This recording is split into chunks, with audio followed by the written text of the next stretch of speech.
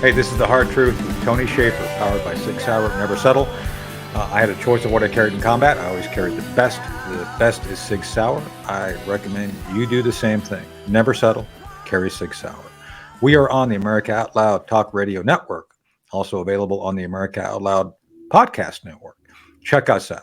Project Sentinel at projectsentinel.net and the London Center for Policy Research, londоncenter.org. And we are on every known social media site on the planet, Facebook, Twitter, YouTube, Rumble, et cetera, et cetera. So we're here to educate and entertain. And without further ado, our guest this week is Dr. Jerome Corsi. Dr. Corsi, welcome to The Hard Truth. Today we're going to be talking about his book, How the Coming Global Crash Will Create a historic gold rush. So, Jerry, welcome to the program. Thanks, Tony. Always good to be back with you. Thank you.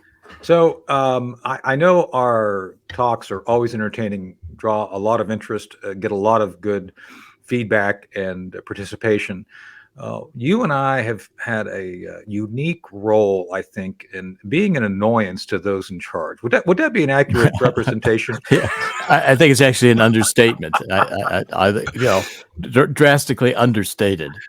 So I think it's one of those things that I think we both bear that cross proudly and enjoy and admire each other for the work we've done. But today, so much of what you and I work on in parallel, by the way. I mean, yes, very much so. We kind of have our own independent sources. We come from these things independently, but come to almost the exact same conclusions consistently. Mm-hmm. And so one of them is obviously the economic challenges we're now facing right now. And I think I talk to a lot of folks. I deal with, I live in a rural part of North Carolina. Actually, I serve on a number of boards and things for the county. People are under huge stress. And ironically, at the time we're taping this, quid pro quo Joe Biden. By the way, quid pro quo was his nickname in the Senate. There's a hint about who he was before he became president. Quid pro quo Joe Biden is actually in Chicago at the old post office announcing what an amazing job he's done shepherding the economy, which we all know is like, are you kidding me? So let's talk about what the reality is based on the fact that I don't think Joe has any good economic news to run on yet. He's going to do it anyway. What is the reality here, Jerry, we should be looking at? Well, the reality is that the global crash has already started. Yeah. It's not about to start, it has started. And you see first signs of it in the banks that have failed, Silicon Valley Bank, for instance. And what's building is a tremendous debt crisis, very similar to what we had in 2008 and 2009, when the subprime research crashed, all that real estate crashed. And now you've got commercial real estate across the country that is 30, 40% vacant. The buildings have to be devalued because they don't have the revenue they were anticipated to have. So when it comes time to refinance them, and there's coming up $1.5 trillion of commercial real estate refinancing, a lot of these banks are going to be bankrupt because the buildings will be bankrupt. The banks will have to take the loss on the loans. That's going to hurt their assets. They won't have the proper asset to liabilities ratios that they need to stay in business. Right. And we're going to see, especially commercial banks that are in regional and community banks, which finance a lot of commercial real estate, are going to get badly hit. We also have a crisis in the home market because right now interest rates are 7% for a 30-year fixed mortgage, which are exceptionally high. And Chairman Powell of the Federal Reserve says that we are going into at least two more interest rate increases this year. Wow. Now, that means that they are not controlling inflation. Right. And with our national deficit debt now at $33 trillion and climbing every second, with the Congress deciding, well, we just won't have a debt limit for 2 years. This is going to be a crisis in fiat currency that is going to come crashing down. And when it does, it's going to be extremely painful. It is a determined crisis. It's set up to crash. It's deliberate. Right. Every action taken here has been taken in order to crash the economy. None of this has to happen. And it combines what happened in 2008 and 2009, what happened in the 1970s, because then we had an OPEC oil embargo, we had an energy crisis, and we had the first stagflation, stagnant economy and inflation. We're combining, we have both an energy crisis today with the Green New Deal demanding we don't use hydrocarbon fuels. We have to use all these more expensive and less reliable solar, wind, battery, and more expensive by far. And then we also have the real estate crisis that caused the 2008, 2009. It's a double whammy. And I'm telling people that there are going to be massive unemployment. It's already started. Cities like San Francisco, which are failed cities, overrun with crime and homelessness, drugs, dangerous, with businesses pulling out and businesses leaving, commercial real estate buildings that are going to go bankrupt. All kinds of businesses closing in San Francisco because no one wants to go downtown. We're in a downward cycle, a downward loop that one factor is going to make the next one worse. And it's going to be, it's baked into the system. It's going to happen. It's not preventable any longer. Yeah, no, I as you know, I was friends with Jerry Doyle, who was a radio talk guy and actor. And he was a star of Babylon 5, a great series. One of the characters of Vorlon, Ambassador Kosh, was presented with a question about, can the coming fall of that universe be prevented? And his quote was, no, the avalanche has started and it's too late for the pebbles to vote. Well, that's the problem. And, you know, the dynamics that are already in place are now going to play out. Yeah. And when they do, they're going to cascade into compounding problems so that once the commercial real estate and homes begin to go bankrupt, being abandoned, Hilton in San Francisco just walked away from its loan, just quit paying, defaulted. And that leads to then other problems, which is that, for instance, the mortgage-backed securities into which these loans are packaged and sold to investors will also start to default. And then the derivatives, which are very complicated bets made to hedge different movements in the market, and those are trillions of dollars of bets, they'll collapse. And you're going to have the risk of major financial institutions failing. And this time, we can only print more money to get these institutions to, they aren't too big to fail anymore. We'll just print more money, which will cause more inflation. So we are in a circumstance where there is no solution other than to basically hit bottom. Yeah. So let's break that down a little bit, because one of the things I've been concerned about, and I think you do too, is the leviathan of spending that we see in the federal government. The federal government puts its fingers in everything for purposes of influence and control. And I don't believe for a minute, based on the 10th Amendment, that the federal government should be trying to basically have jurisdictional issues relating to how money is spent on the streets of San Francisco. I just don't see how that's legal. And we could go through and do a whole show on that. I don't think it. I think the states and cities should be invested in their own work to resolve social and economic issues. The federal government should have no role in that. I don't see anything in the Constitution that gives the federal government that role. With that said, the fact is they're acting on this stuff is something notable. So two things I want to bring up in context of our conversation. By the way, before I get off and forget, how do people? Where is your book? How the coming global crash will create a historical. Where is it? Where is it at? It's on Amazon. On Amazon. Amazon's probably the best place to get it. Yeah, and it's available there for it's just out now. It just recently came out. I'll definitely order it today. Thank you very much. Oh, of course. No, I support authors. So. Well, the point is that I want to make in terms of your point about San Francisco is exactly where I want to come back to it. But there's a dynamic here, because I'm trying to tell people that you could lose your jobs, you could basically lose your homes. There's a lot here.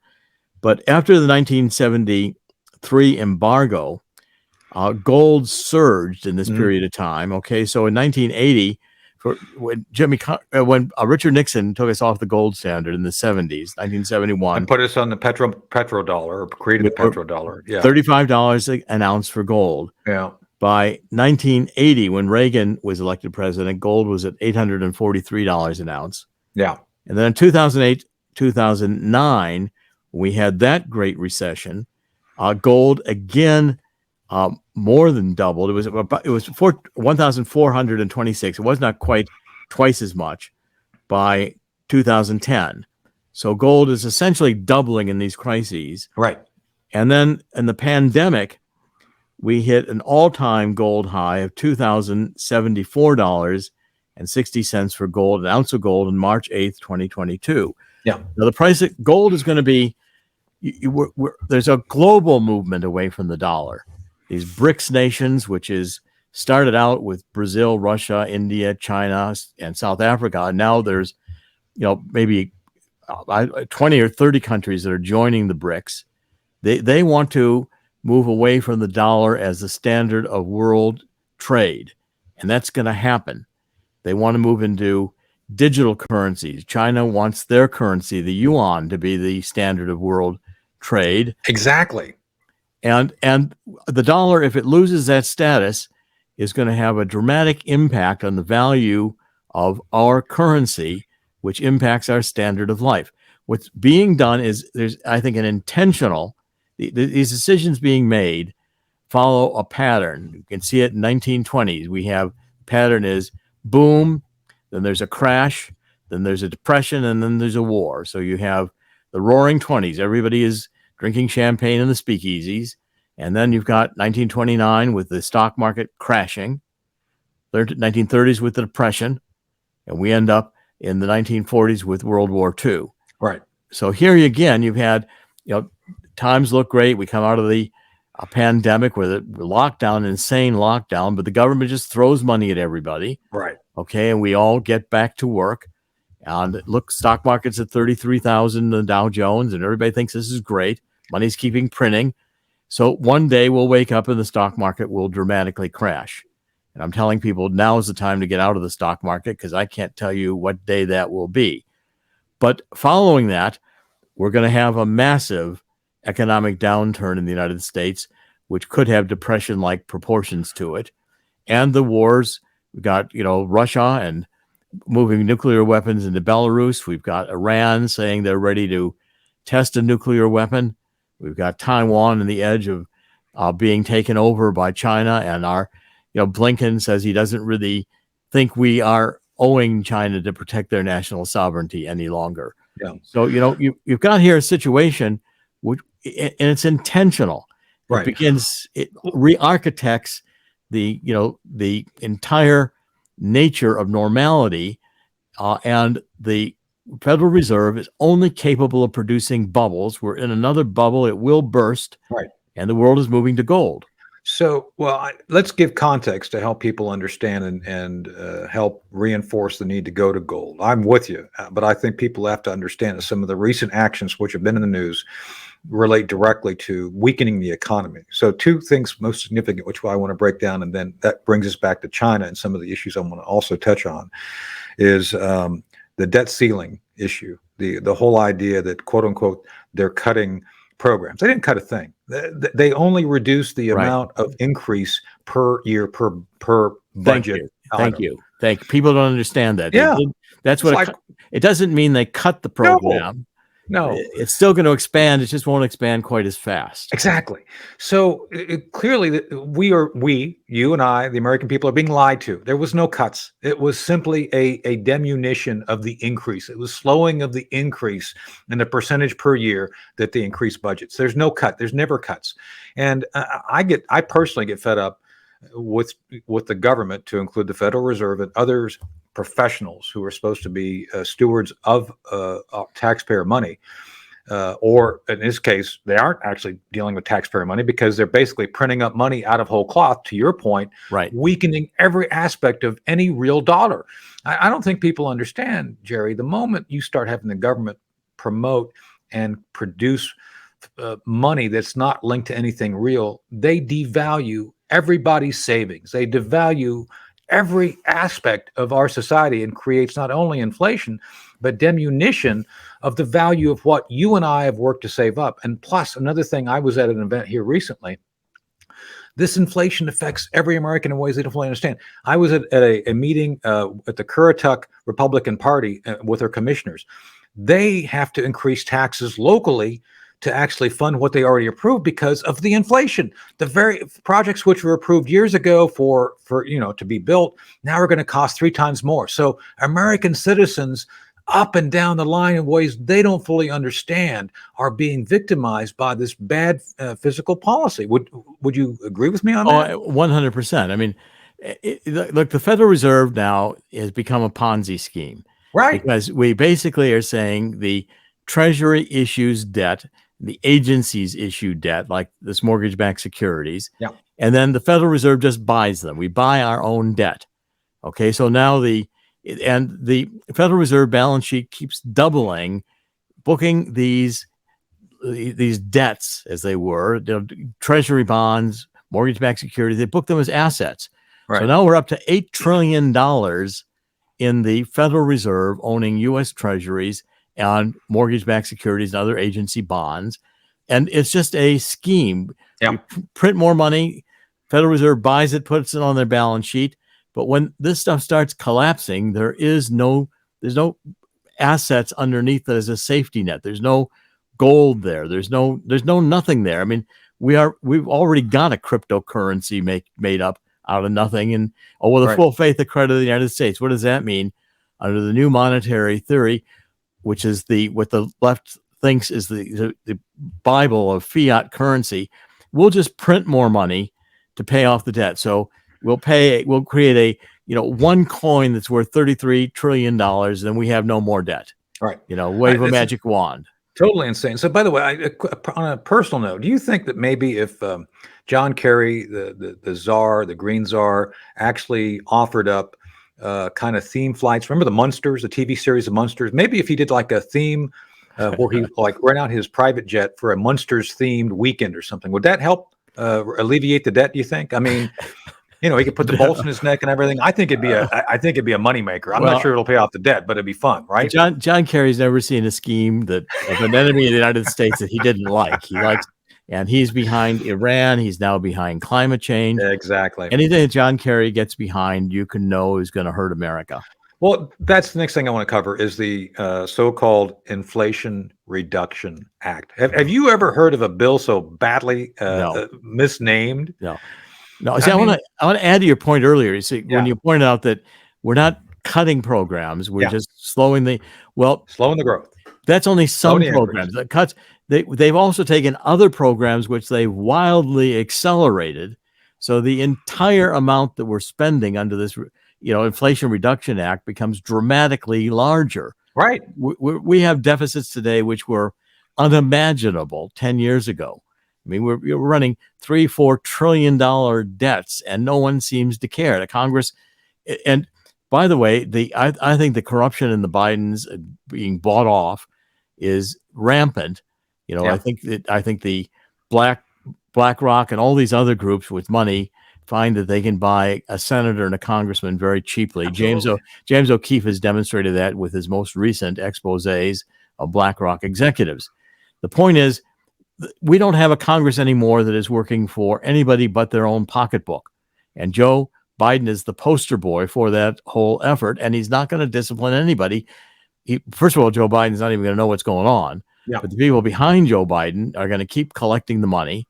They're going to make sure the Department of Justice doesn't do anything except go after Trump on the Espionage Act, which is an act that should have been taken off the books in 1917 when it was first passed. No, it's insane. It's not going to work. But the point is, this economic scheme is not sustainable. They talk about sustainable.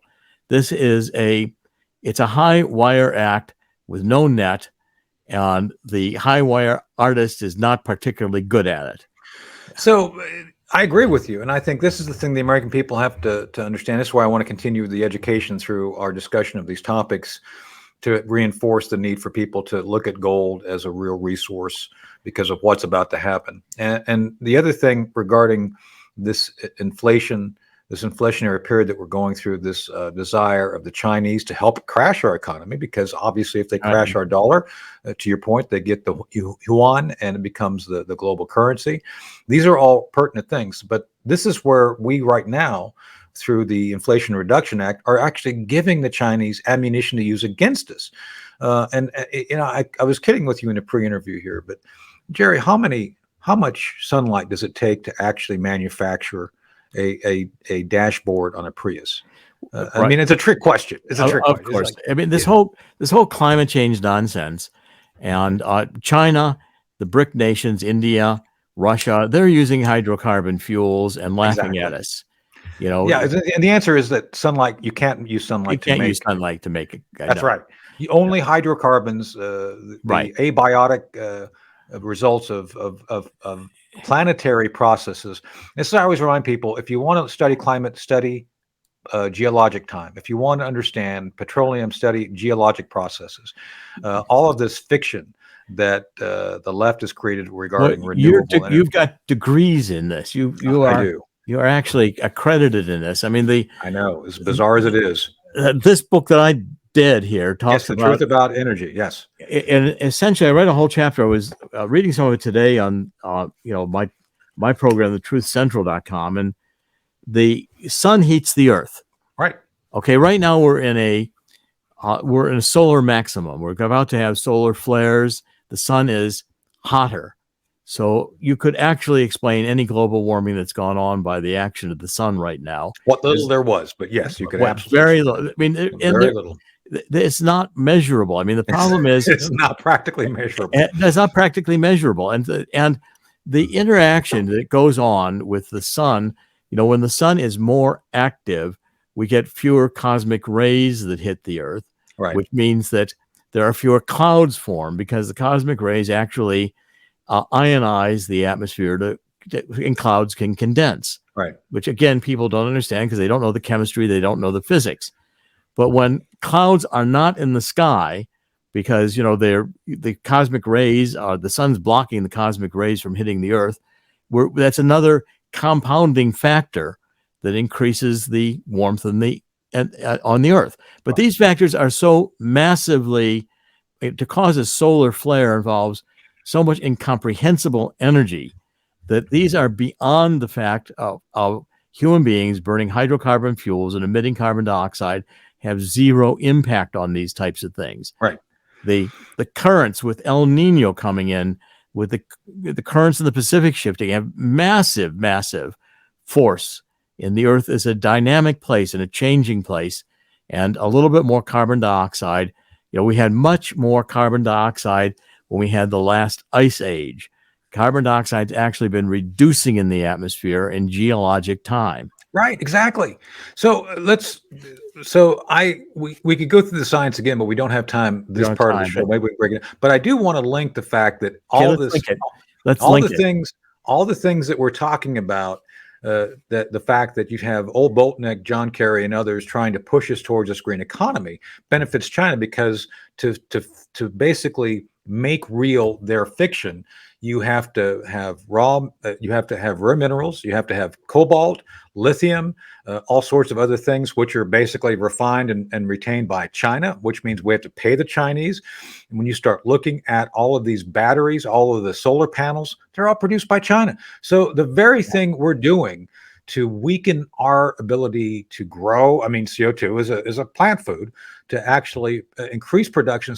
Our country is immensely blessed with all sorts of hydrocarbons, with all sorts of abiotic fuel. But by the way, if you study the wells that went dry in Pennsylvania, they've all been replenished over the past 80 years. It's like, well, apparently we're not running out of gas if they replenish themselves. So my point is, the very fiction that we're being told that we must follow, because if we don't follow it, we're bad Americans and bad citizens of the world, that actually will just strengthen the Chinese economy and allow them to weaken us in the process of giving them the benefit. Right. All these solar panels, the electric vehicle batteries, China has the market on them. And by the way, China has just done a massive production of electric vehicles, and they're about to flood the market in the United States with Chinese cheaper EVs.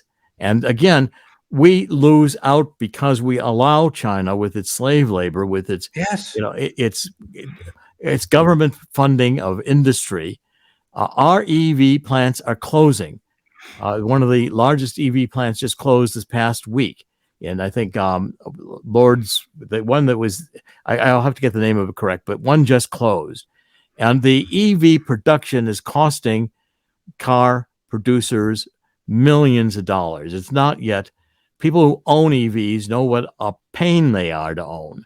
They're not easy to operate. Well, we could go do a whole show on that. Oh, I mean, can you imagine trying to evacuate out of Virginia Beach or Palm Beach when there's a hurricane coming and you're going to be stuck in traffic for, say, I don't know, 8 hours, and you've got about an hour of charge?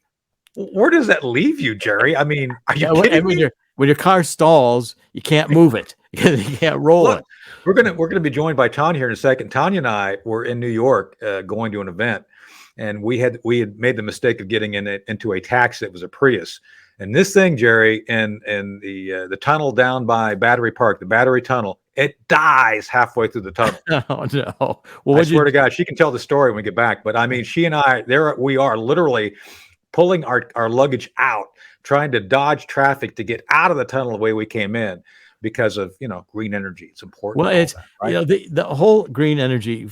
These things are designed to destroy America. They are.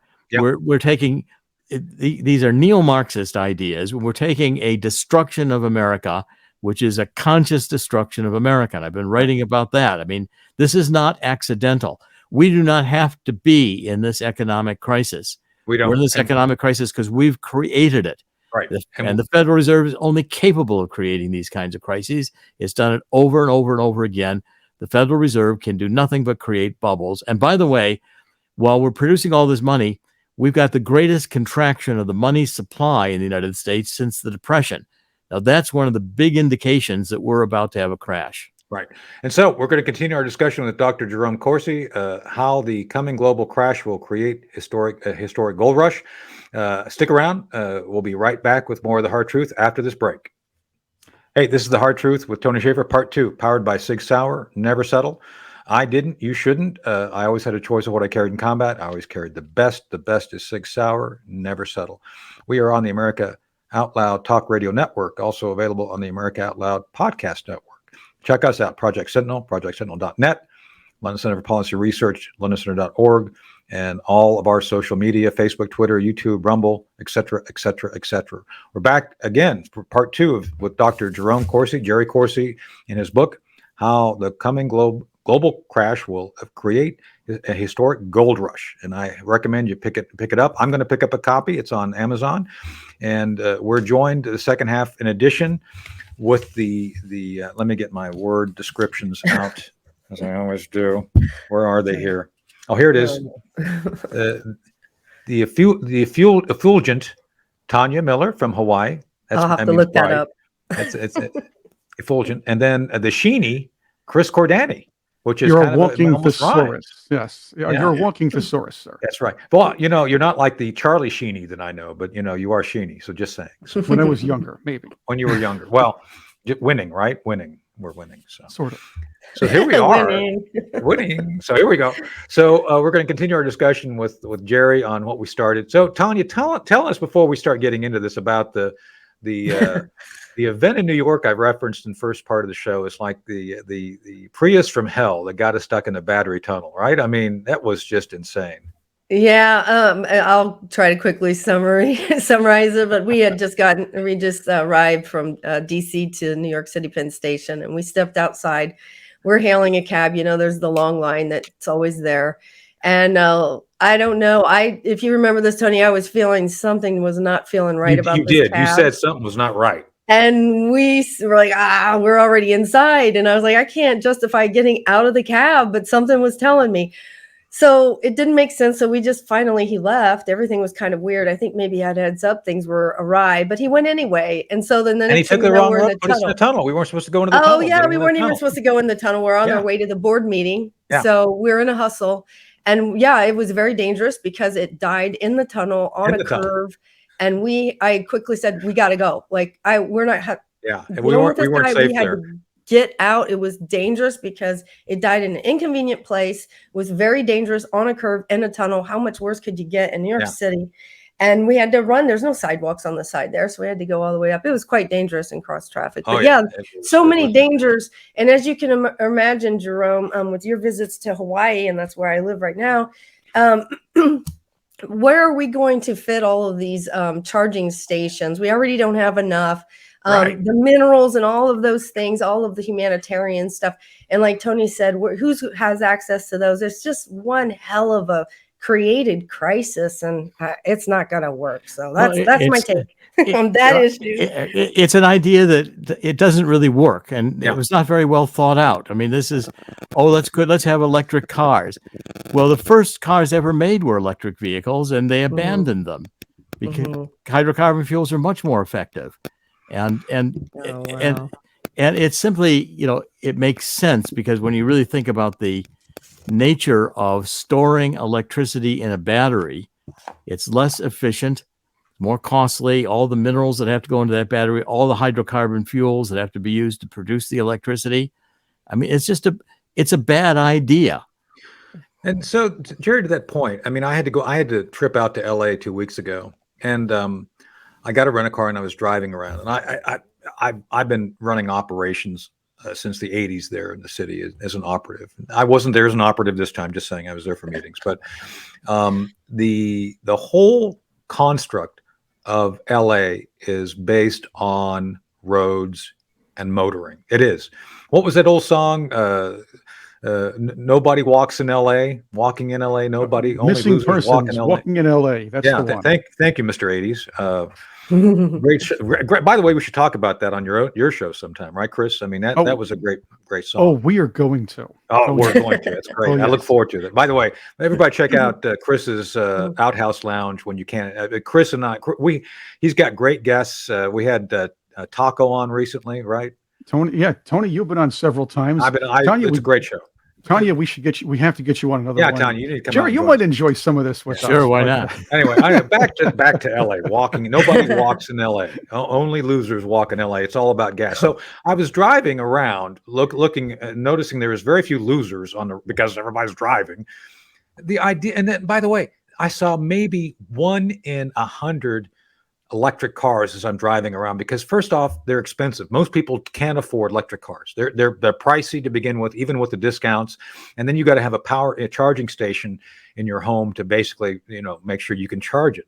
So, Jerry, the whole idea that Gavin Newsom is going to demand by 2030 that 1/4 of all cars on the road will be that, and they'll only sell electric cars from there on, is insane. It's beyond insane. It's not even rational. It's not possible. And even the power grid will never handle it. How is it he gets away with this? Well, it's insane for more than one reason. Partly it is not going to do anything to solve the so-called climate change problem. I mean, global warming problem. Nothing.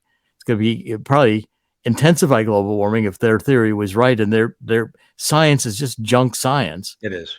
And secondly, the impracticality of all of this is it doesn't work.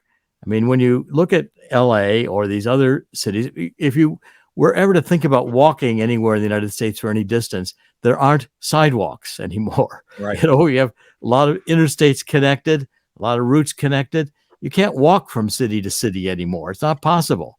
Okay. Because there's no sidewalks. It's dangerous. Yeah. America is today constructed on the automobile that operates on hydrocarbon fuels.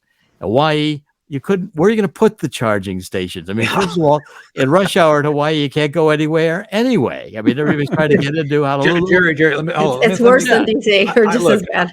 I hate to jump in and correct you, but according to Joe Biden, the train that goes to India will go through Hawaii. We can't even get the rail going. That's right. Is that related to the highway we're going to build across the Pacific? That's right. So be assured, Joe Biden has the answer with this global train. I love trains. This is all neo-Marxism. It's all a process of developing a lie and selling it and making it to be the only thing you're allowed to say. Otherwise, you are racist or I don't know how being opposed to electric vehicles makes you racist, but I'm sure it does. in these people's views. And then the dumbing down of America, which started decades ago. So we're going to teach our kids in kindergarten about transgenderism. They don't understand even what sex is by this point. And yet we're not going to teach them how to read. We're not going to teach them math. We're not going to teach them any cognitive skills. And that's intentional. Right. Intentional, systematically, system-wide. Yeah, for sure. Yeah. So there's two things I want to add to the discussion. I mean, because to help back up what Jerry's saying is that first off, this is from a 1957 U.S. Army film called How to Recognize Propaganda. And this is good. So anyway, this is actually true. Quote, for a communist, a thing is only, quote unquote, true if it advances the communist cause, unquote. So basically, Marxism is, I mean, we're talking about here the same thing. Any information that they put out is only true if it backs them up. Facts be damned. Is that an accurate kind of representation of what we're faced with? It is, this energy book is first of a trilogy. The second one, I've just finished. It's going to be on this neo-Marxism, cultural Maoism, and anarchy, which is what they're producing. They're even crazier than that, Tony, because they are now postmodernists. They don't believe the objective world exists. Their objective values exist. So whoever you are, your gender is whatever bizarre thing you come up with, and we're all supposed to accept that as true for you. I mean, you could say, well, it's from a past life animal in a different culture. I have a question regarding culture. So does this mean that they're going to go back and retcon Star Trek and remove Spock, since Spock is based on logic? Well, and I'm asking the question for Generation X, right? I mean, because you'd have to basically take out Mr. Spock, who's one of the most popular characters, just saying, because the idea of objective truth and logic apparently cannot exist in today's left, right? You can't have Spock in the world they want to create. You can't. No, impossible. All you can have is a group of people who don't know what sex they are. Well, that's a sad world. I'm saying that's going to there you go. That's going to be bad. I'm just saying. But yet they're determined to expose their genitals anytime they get a chance. Well, that's true. That's true. So, but to the larger point, and this goes back to the '80s. Chris, I'm a media. I love movies and '80s music. So Shriekback in their song Nemesis described what's going on very well. And this is a quote from the song. But evil is an exact science of being carefully, correctly wrong. And I think that's what the left is trying to do right now, to undermine everything that we stand for. It doesn't have to be true for the left to believe it. Yeah. When they say there's a scientific consensus, they mean there's an ideological agreement that using hydrocarbon fuels is bad. It doesn't mean that all scientists agree that hydrocarbon fuels emit so much carbon dioxide it has a measurable or appreciable effect on the Earth's temperature. The vast majority of legitimate climate scientists know that's nonsense. Right. But in their ideological bubble, it is so true that, Greta's going to say, well, we're all going to die. Well, that day passed. We didn't all die. Greta's not discredited because she has the ideological truth. Right. And that's it's a subjective truth. It doesn't mean there's any fact-based to it.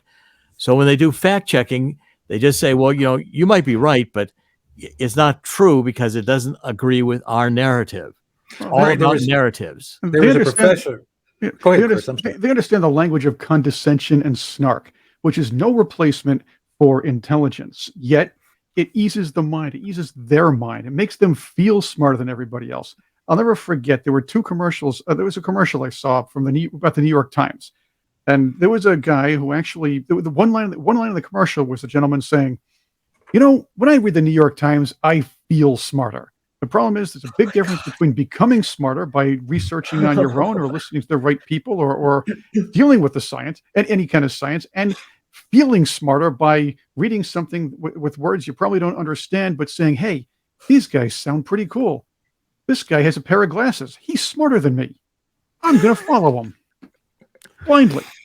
So what about the scientists and those who disagree that are who know better? Is it because they're getting squashed out and like they can't speak up during these functions and these conventions or online, or they're censored, or why isn't this just called out for what it is on our shows and things like this? But I don't know what's the It's consensus. out there. I mean, It is. It's and just getting censored, I think. Well, I let me. mean, So, anyway, so one of the because they things, are Tanya. disagreeing. So They one of are, the, you know. but the thing is, the money's on the left. So one of the things that Jerry and I just talked about Right. was the Inflation Reduction Act. That's all just a new Green Deal.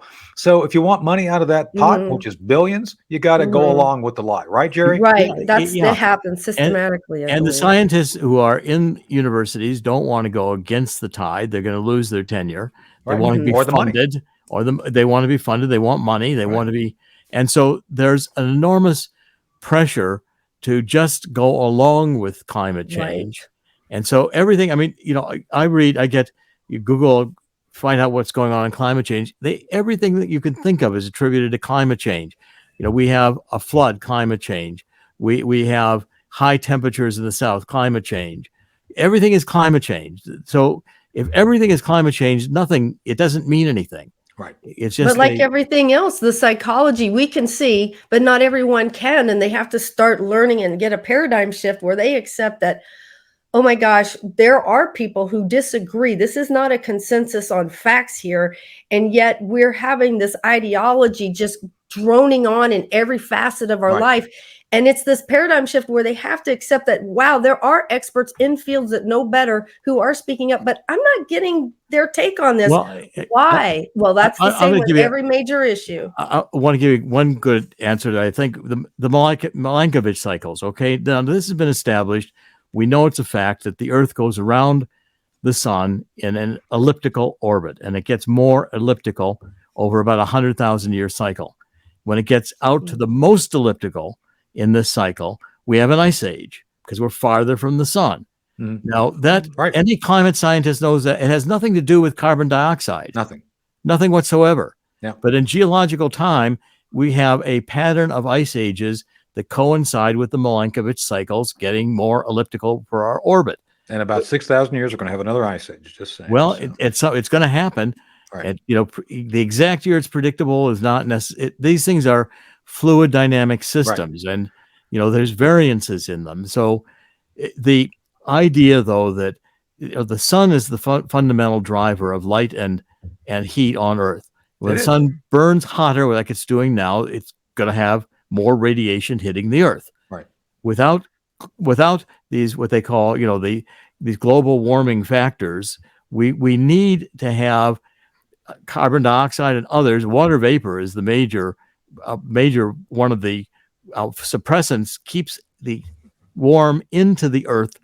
When the night is here, I point out to the left. Look, when the sun isn't shining, it's cooler. We call that night. It's dark. Yeah. I know. I see it every day. So I tell them stick it where the sun don't shine. That's what I tell them. However, it is. And then in the morning when the sun comes up, it's day, and now it's light, and we're going to get warmer. Right. So let me circle the square here, because I think one of the things, Chris, I think Chris will back me up on this. I don't know if you knew this, Jerry, but Yoko Ono's inability to sing was based on climate change. Did you know that? Did you know that, Chris? I believe scientifically proven. She keeps trying to sing in the rain. It just doesn't work out. Climate change caused Joe Biden's dementia. Is that right? That's right. It's provable. Being out in the sun too long, that's quite the possibility. But that's a different story. It is time for Tony's Takes, though. Tony's Takes is powered by Sig Sauer. Never settle. Never settle.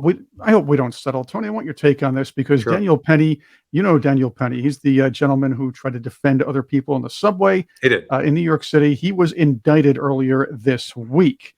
I want to give you a quote from one of his lawyers. I'll do it that way because I want you to hear it from him, and I want your take on what he said. Sure. But you won't be the only one on trial. The right and duty to defend one another will be on trial too. Tony, what's your take? So, I mean, look, I've been on those subways. Tanya's been on those subways. I think we've all been on those subways. You're in those closed spaces and you see someone going nuts. I agree with him. We are obligated to try to be each other's keeper, so to speak. And I'm telling you right now, if I saw some clown, for example, if Tanya was on the metro with me, some guy went after her, of course I'm going to do something to defend her. I mean, it's the right thing to do. The idea somehow that we all of a sudden are expected to be victims and just accept being victims is insane. So this whole thing to me is Alvin Bragg being a woke tool, I'll be polite, and basically degrading the ability of the individual to defend themselves. This isn't even about the Second Amendment, although I think the Second Amendment does apply here. The idea here is that you and everybody has the right of self-defense, and if those around you cannot defend themselves, you are almost obligated to jump in. And that may not be a popular view, but that's my view of it. So over to you guys. Well, I think that I'm sorry, Dr. Corsi. No, you go ahead, Tonya, please. I was thinking just quickly that the first thing that comes to mind about this is the optics and the message it sends to everyone that is ever going to be or has a loved one that's going to ride the subway or any public or anything in public. It's not just the subway, but it's all of it. It's like, oh my God, like he said, I think it's almost like we want you to be fearful. Don't step up. Exactly. All of this, but not even for the guys. I mean, it's for anybody who would step in, whether it be a female or male or whatever, or the victim, like all of this, all the bystanders, everyone's going to be more concerned and elevated. And that raises what? The chaos, the fear, the stay in, don't defend. We're getting conditioned to, and that is where this pushback, we have to be careful, because I know they want to instigate. So not be careful in not responding honestly, but this is there's a lot of politics in this wrapped up, I think. My take on it is that a city in which the criminals are the victims is a city that's not livable. You can't live in a city like that. And so therefore, this is another bad idea. Most of the woke ideas don't work. You can think, I'm going to jump off a building and fly. Well, go ahead and try it. You're not going to fly. You might think you are. It's a bad idea. And so in a world in which we criminally punish those who save others' lives by blocking an insane person from killing someone who is intending to do damage to people and stating he's going to do damage to people, if that's what side of law enforcement's on, just like our Justice Department, make up a non-crime against Donald Trump, a former president, using the Department of Justice politically, we don't have a justice system. And a country that doesn't have a justice system is dysfunctional, and it's going to crash. Mm-hmm, mm-hmm. And it's very dysfunctional, as we're seeing. And they want us to, I shouldn't say they, but it appears as if no one minds that we are upset about this, that we feel unsafe, that we don't feel justified in something that we have always felt that we should be able to do for ourselves. It's taking power from us, as individuals and as a community working together. And that's a systematic breakdown of how people with moral compass and have standards and character live with themselves. So if you have the fear to step in, it's a whole ideological type of forcing into a behavior change from what's natural for us. And wow, we better stop and notice. Well, we're acting like it's nothing. We're acting like this is new, though. It's not new. This has been around for a long time, especially in New York City. Do you remember? Do you remember the? I guess I would go back to the David Dinkins days, where we had the Brooklyn riots after. The Brooklyn riots after the shooting of the killing of Yanko Rosenbaum, the shooting of Lemrick Nelson. I believe that's his name. Everybody went nuts.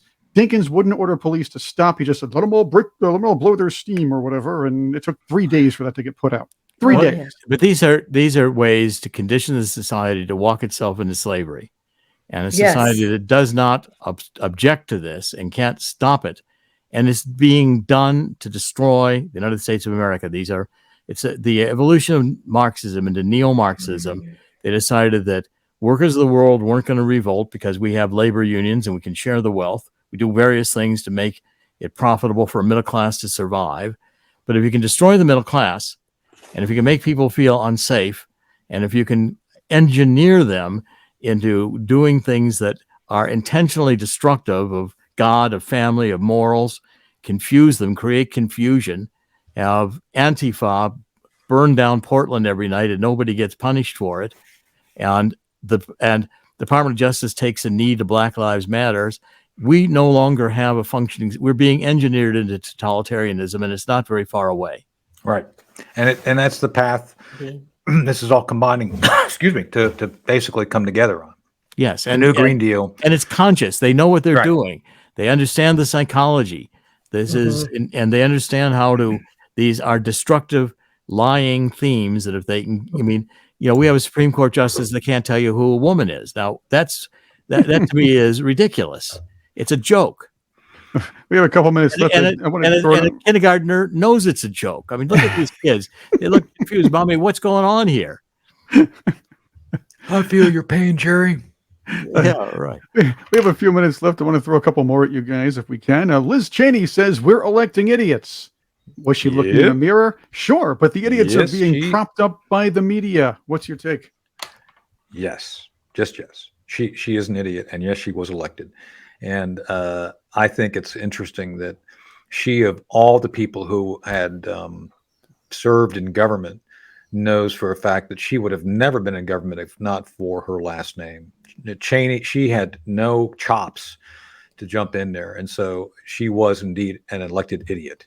And the more that she talks about her values being compromised by the current Republican Party indicates to me how much the neocons have gone off and invested in this neo-Marxism, to me, they're part of the mono, whatever you want to call today's Democrat Republican Party, whatever that is, that's where she's at. So, Jerry, I know we don't have much time, but I just think it's insane that she would say that, although she's insane. So. I agree with you entirely. But again, it's, these people are worse than just dumb. They're evil. Yeah. Yes. Because they want to, concede to China. They want to push Putin into a nuclear war. I mean, Donald Trump says, what do we need NATO for anymore? Well, that's a good question, especially what do we need the EU for anymore?